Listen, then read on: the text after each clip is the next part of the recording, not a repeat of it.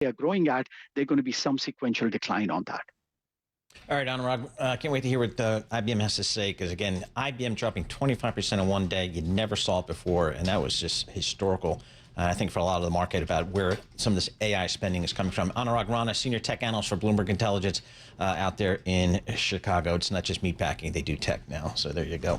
Let's talk about these markets here. Frances Newton joins us here, CIO of Tuttle Wealth Partners. She's based in Tampa, but we got her up here in the big city here today. Frances, what's the conversation you're having with clients these days? Are they worried that we're maybe in a bubble, that we're too far over our skis? Is there fear of missing out? What's the conversation you're having? The conversation I'm having is we definitely have to participate in the AI trade because that's the new Mag 7, to your point earlier about whether or not that's obsolete. But it's the new Mag 7, and so you're going to have a drag on performance if you don't participate. But the responsible way of participating is in the infrastructure play. Power, water, all of the things and resources, voters, what's going on in that. All of the things that are responsible for feeding AI that are not going to be disrupted by AI is what we're focusing on for the long term. So, we have the forever portfolio, and that's where we kind of put people's wealth. And then we at Tuttle Wealth Partners have the benefit of having Tuttle Capital Management. We've now issued about 70 ETFs where we have a trading desk. We have active traders internally in those ETFs, but our clients don't see all of that buying and selling in their portfolios.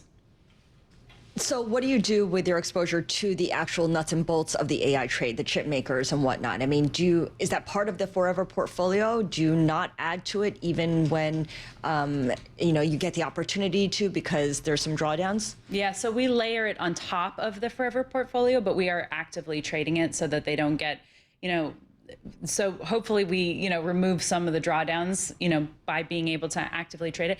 We're focused on the bottlenecks, right? We've got memory. The new bottleneck that just came out was tungsten. We're looking at, the developments around Kimi 3, which could actually, make models cheaper, but they could have broader usage because of that. So we're watching all of these things change in real time. And the nice thing is that sitting on the trading desk, not me, they're watching the Trump tweets, they're watching all of the news, they're watching the charts all the time. The thing that we have to be careful of, which most, wealth advisors don't really know about, is like an undercut rally. So we're watching those technicals, what's happening in real time.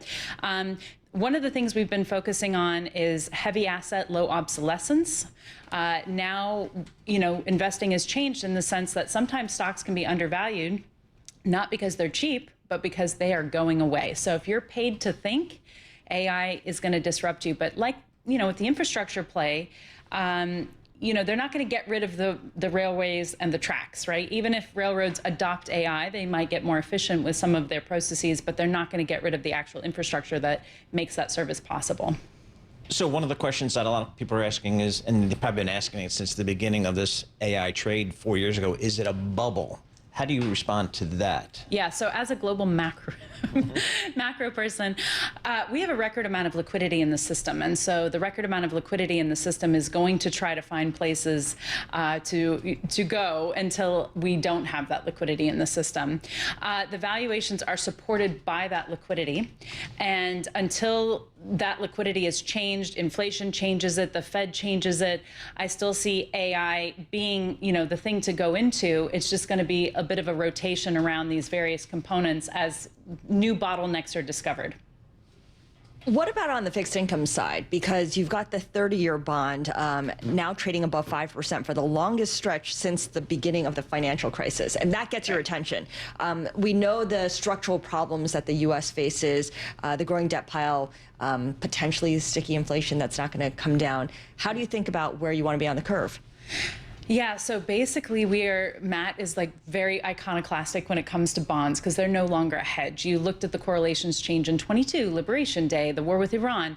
And so when we look at the fixed income component of our portfolios, we're looking at property and casualty stocks. Why? They're totally bonds, but there's an underwriter, there's an equity play. They're not totally correlated with the S&P 500. And if you just look at one of those property and casualty ETFs against the TLT, you will see quite a divergence in the chart. And we're also looking at pre-merger SPACs, of course, before they deploy that capital, you're sitting in bonds, right? So that's another bond play. And just looking at things like preferred shares, where your yield is a little bit more certain and less volatile, because the volatility in the bond market is probably not going away. And bonds are not a hedge when rates are moving higher because of inflation. And that's what's happening right now. We kind of came into the year and most folks were pretty bearish on the U.S. dollar, thought the dollar would be soft. And it was until we started a shooting war in Iran. And then money came flowing back into the U.S. dollar here. And we got the DXY index well over 101 here. How do you guys think about that? I mean, it's just, it's a function of tightening, and it really goes into, the administration's negotiations with trade, basically, is the long-term effect of having this really strong dollar. And that's what's very interesting. Obviously, we're going to return to the trade conversation. Of course, we have the midterm elections coming up. Yep. So I expect the Fed to remain on hold for the July meeting. I don't know if they're going to hike before the election. But the funny thing is that yields are pricing things in ahead of the Fed. And I think that's what Warsh's challenge is with these task forces. It's, how does the Fed communicate when the bond market is pricing things in faster than he can move? And how does he kind of contain that data and, kind of direct monetary policy with that in mind? So with all that in mind, very quickly, do you anticipate anything big to come out of the whole task force discussions that Kevin Warsh is holding, where we're going to get some kind of resolution by the end of the year?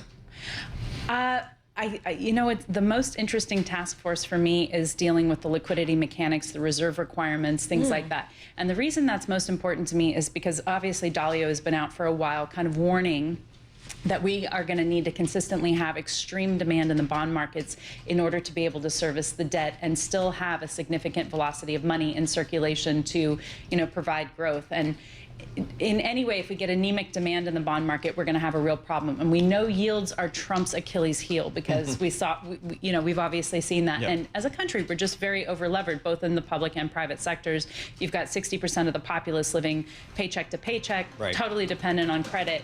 And so that's the Achilles heel. And so I think that the task force, which I think it's the number 2, that looks at those liquidity mechanics is the most interesting to me. All right, Frances, thank you so much. We appreciate it. Frances Newton, Economic Strategist and Chief Investment Officer for Tuttle Wealth Partners, based down there in Tampa, but up here in the big town today. S&P is down 10 points. This is Bloomberg.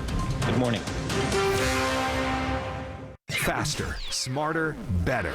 This is Boston's best source for news on the FM dial. Bloomberg 92.9. Coming up, the latest market-moving headlines from Bloomberg. First, an update from our partners at ABC News. ABC News, I'm Sherry Preston. Christine Wansley, mother of 18-year-old Nolan Wells, asking for help as an independent autopsy lists her son's manner and cause of death as undetermined. You don't find too many genuine people like him, so to lose that light at such a young age under these circumstances has been absolutely difficult, which is why we've gone this route. There's so many people out in the public asking all of these questions, but the only question that we have is what happened to our son. Nolan Wells died after a 4th of July boat excursion with friends on one of Mississippi's barrier islands. His friends returned home, but he died. President Trump saying on social media this morning that for every ship shot at in the Strait of Hormuz, the U.S. will destroy one bridge or power plant in Iran. The warning coming after another wave of strikes on Iran and after alerts were issued in Bahrain and Saudi Arabia. This is ABC News. Today's AM radio is stale and repetitive. Stay with Bloomberg 92.9, your best source for news on the FM dial, and get breaking global news with context. Bloomberg 92.9. Faster, smarter, better.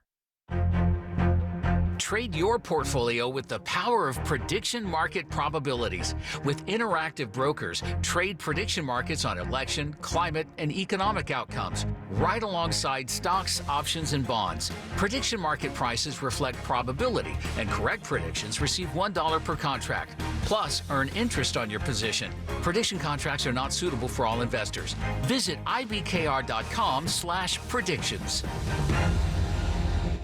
Bloomberg Green returns to New York during Climate Week on September 22nd and 23rd, bringing together industry leaders, policymakers, and climate innovators to explore what's next in the transition to a more resilient and future-ready world. Powered by Bloomberg's editorial coverage and data-driven insights, we'll examine how climate intersects with the forces shaping our future, from technology and the economy to policy and community. Learn more at bloomberglive.com/green-ny-radio. Join us for Bloomberg Power Players on September 10th in New York. Set against the backdrop of the U.S. Open Tennis Championships, Bloomberg convenes the leaders shaping the future of sports business. From athletes and team owners to commissioners and investors, hear the market-moving conversations driving the multi-trillion-dollar sports economy.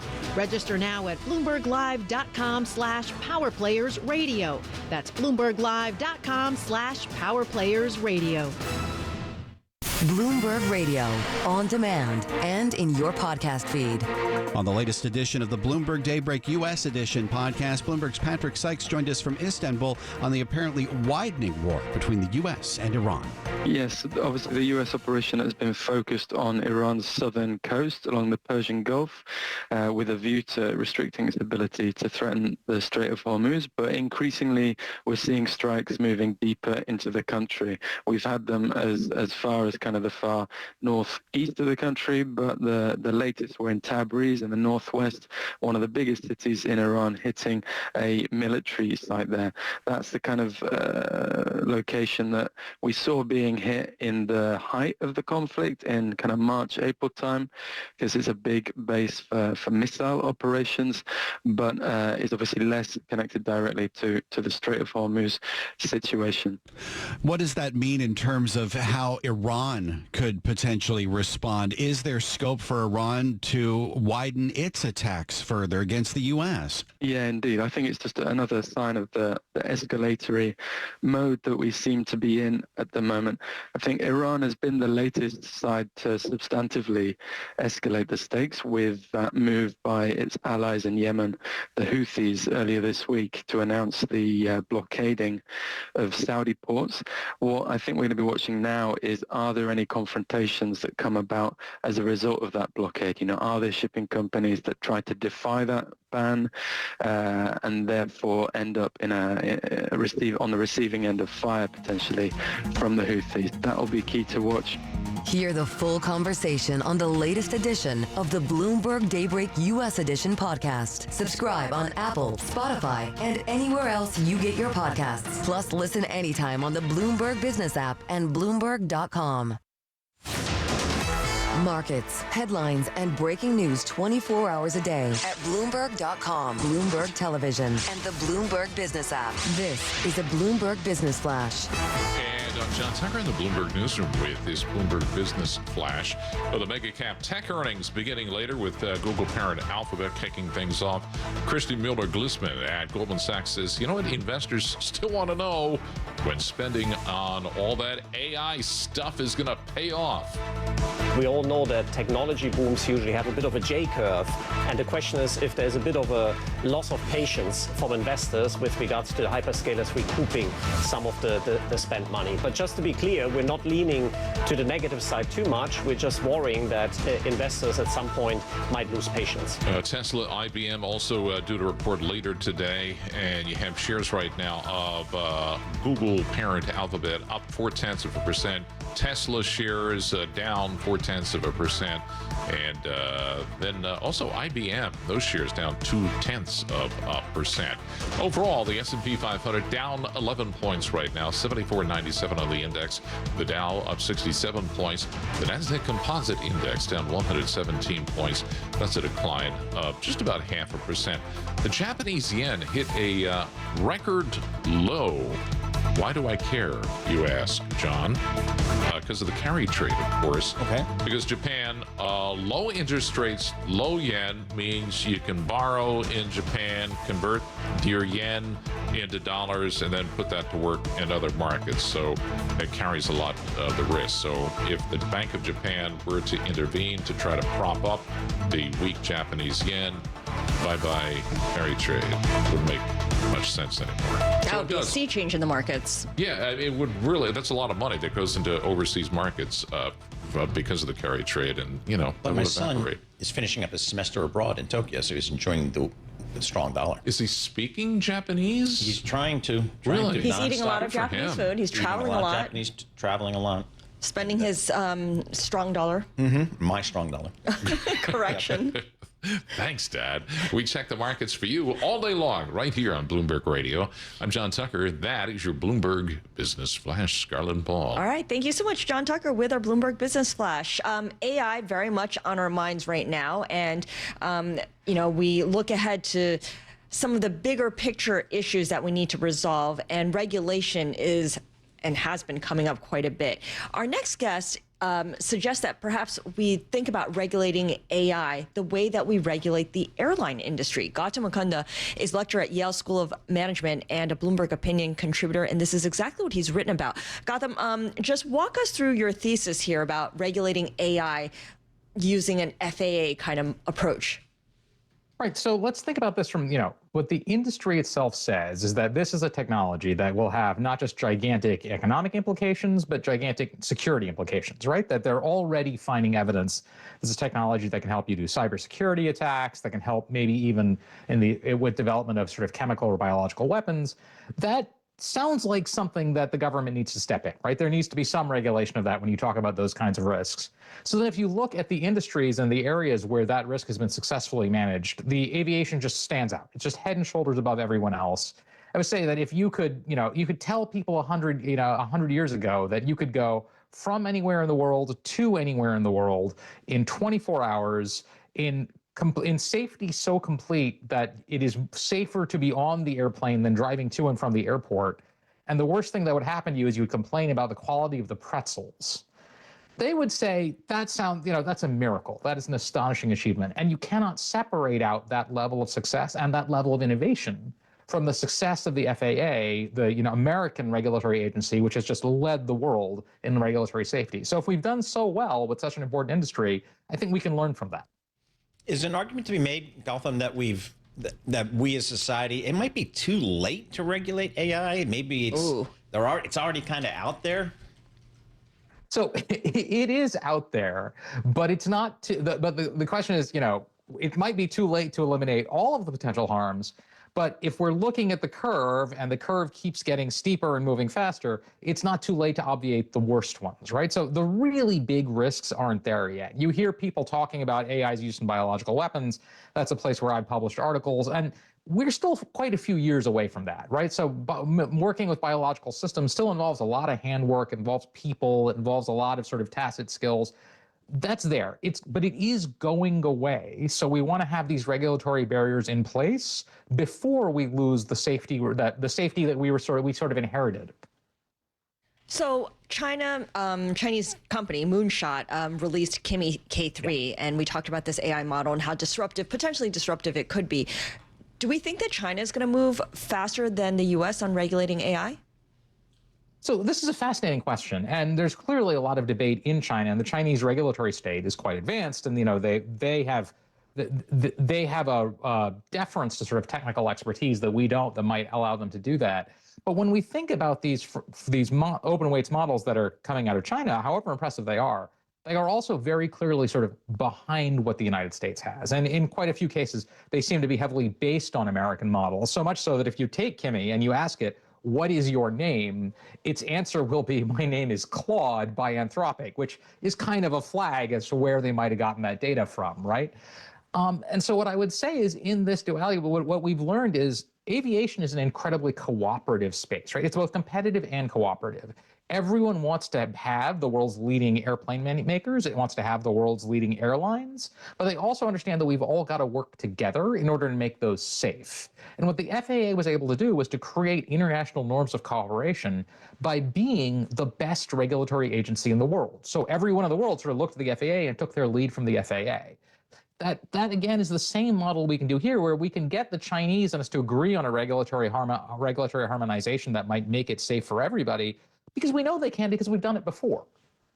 What has China said on this matter, if anything, as it relates to just broadly regulating or controlling AI? Yeah, there have been some really interesting discussions, but it hasn't come out yet, right? So it's pretty clear that they have some concerns about the AI systems and their willingness to sort of talk